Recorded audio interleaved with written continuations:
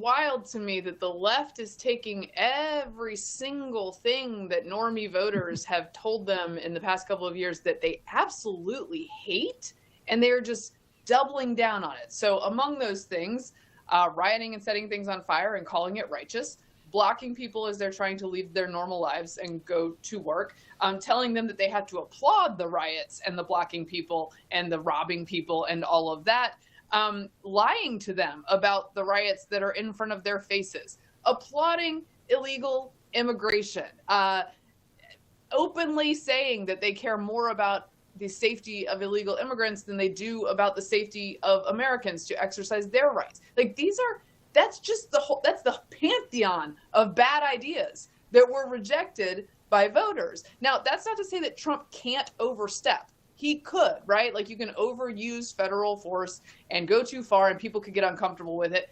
But honestly, the landscape politically for this kind of action for law enforcement is way better than it was in 2020. People have seen this show before. They do not like it. And that includes a lot of Angelenos. That includes a lot of Chicago residents and New York residents and Atlanta residents.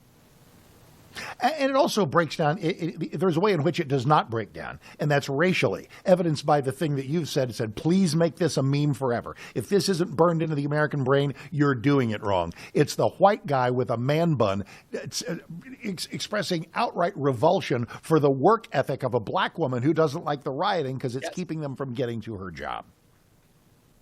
No, that clip is one for the record books, because you have ponytailed white liberal dude and his, of course, like short-haired, bleached blonde, like weird color hair woman friend with him.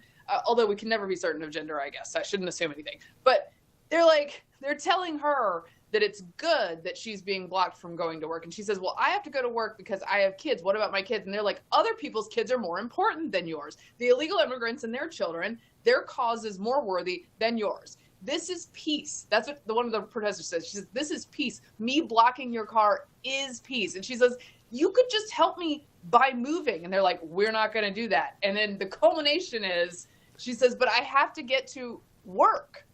And the ponytailed liberal man, who no doubt has never had any trouble putting food on a table and is probably subsidized by some other poor family member, goes, oh no, work? Which is only something that someone who has never struggled can say. I mean, that is such a moment of liberal white condescension toward a normal, just person of color who needs to get to her job, and they don't care. They don't care. Their emotional outburst is more important than your life. It is the gift that keeps on giving. And I was going to refer to this guy as seeming to come straight from Central Casting.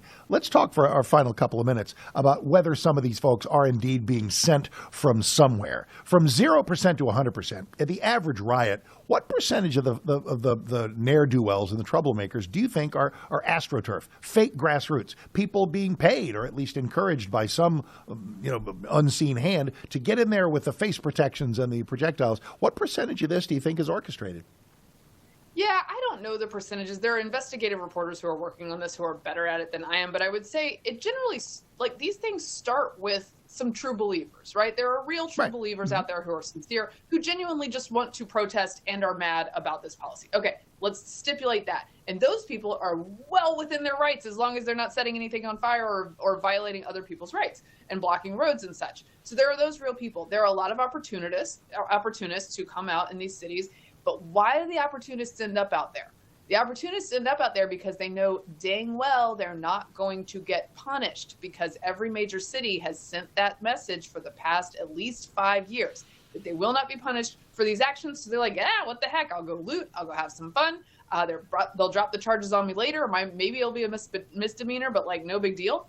And so they have fun with that part. And then there is a part where there is some kind of lefty funding that gets supplies to these folks. And look, I think some of that is the old Answer crew, like just the socialist general gen pop lefty protesters who are always at these things, who are staples of these organizations. I think the lefty protest culture is much more codified and much more organized than the right is. The right doesn't really do that much protest culture. These guys are really stuck in 1968, but it's different because they, like, again, I said fund and organize a bit different. And there was a lawyer the other day looking into it on X, and I apologize for not remembering her name to credit her, but finding that they're subsidized sometimes through nonprofits by the government. Exactly. Which has so much money. For full shows, live and on demand, it's Salem News Channel.